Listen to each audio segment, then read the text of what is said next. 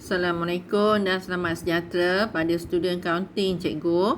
Okey, hari ini kita akan masih lagi modul 5 perakaunan untuk syarikat berhad menurut share, dan hari ini cikgu akan terangkan mengenai dividen tunai.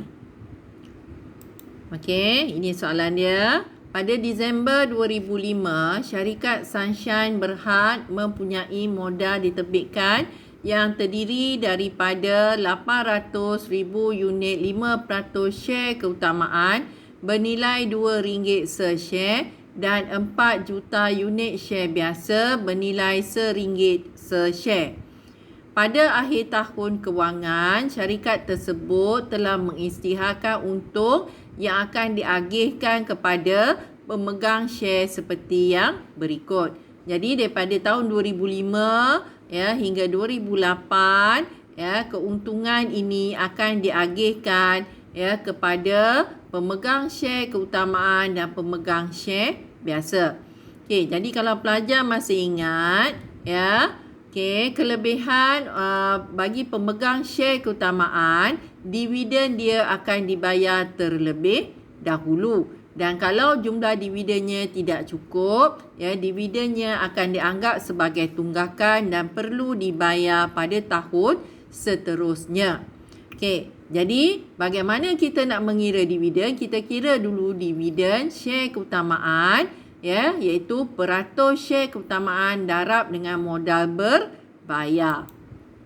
Okey, ini dia modal berbayar share keutamaan 800,000 unit darabkan dengan RM2.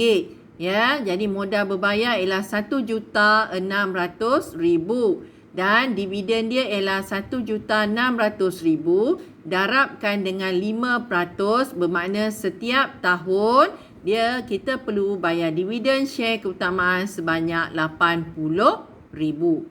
Okey, jadi pada tahun 2005 kita lihat keuntungan diagihkan ialah RM85,500. Kita agihkan dahulu dividen share keutamaan RM80,000 dan baki dia ialah RM5,500. Kita agihkan dividen share biasa. Okey, seterusnya RM68,000.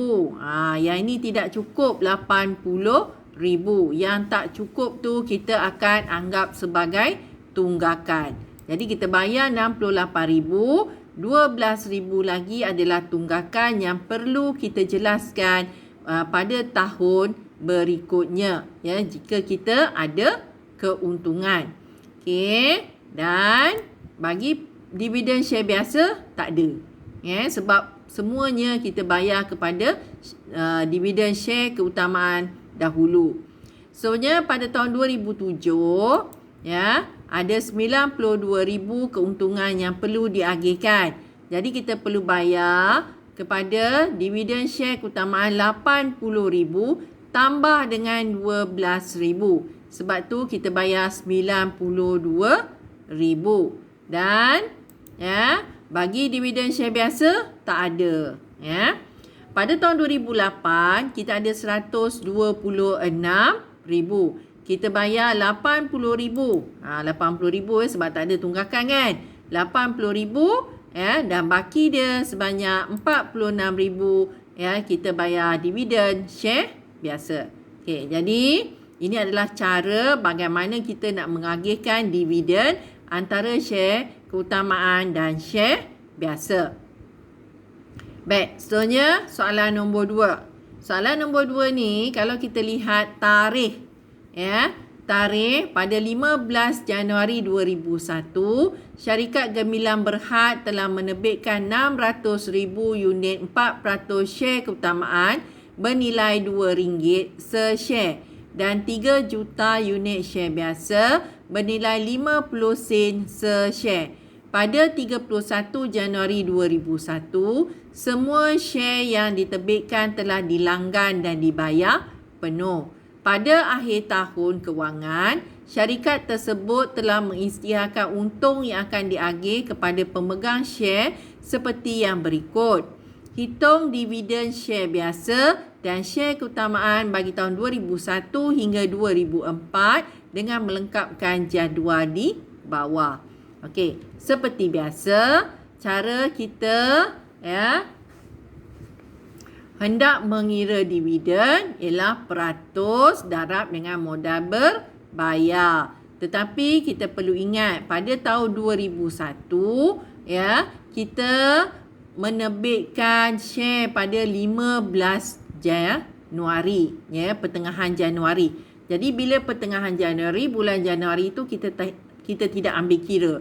Jadi bermakna pada tahun 2001 hanya 11 bulan. Okey, nampak ni. Modal berbayar share keutamaan RM600,000 darab RM2, RM1,200,000 modal berbayar. Dividen pada tahun 2001, tahun pertama tu, RM1,200,000 darab dengan 4%, darab dengan 11/12, 11 bulan. Jadi pada tahun pertama, dividen bagi share keutamaan hanya RM44,000. Okey, jadi kita bayar RM44,000, kita ada RM50,000 dan RM6,000 lagi ialah dividen bagi share biasa. Seterusnya pada tahun 2002, pada tahun seterusnya penuh tak ada pula 11 bulan. Janganlah kali dengan 11 dah. Dia dah lengkap setahun. RM1,200,000 darab 4% bermakna RM48,000 setahun. Jadi pada tahun 2002 untung ada RM48,000. Kita perlu bayar RM48,000 dividen share keutamaan. Jadi agak-agak dividen share biasa ada tak? Ya, tak ada. Okey, tahun yang ketiga kita ada RM40,000. Nak bayar RM48,000 tak cukup. RM8,000 adalah tunggakan. Dan bagi share biasa tak ada dividen. Soalnya pada tahun 2004, pada tahun 2004 kita ada keuntungan RM80,000.